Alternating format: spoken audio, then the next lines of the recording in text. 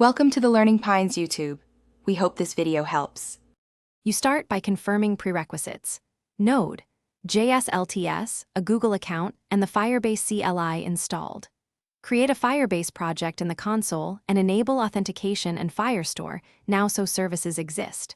Once done, open your app folder and run Firebase in it to initialize hosting, functions, and Firestore rules.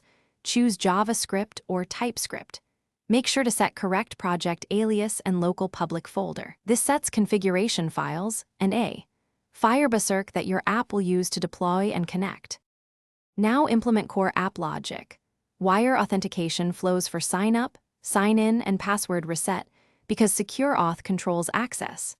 Once authentication is integrated, design Firestore collections and write security rules.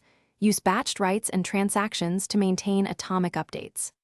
Next, build cloud functions for server-side logic and test them with the Firebase emulator suite to replicate production behavior. Make sure to seed test data and run end-to-end flows locally. This reduces surprises when you deploy to the live project. Finish by deploying your app.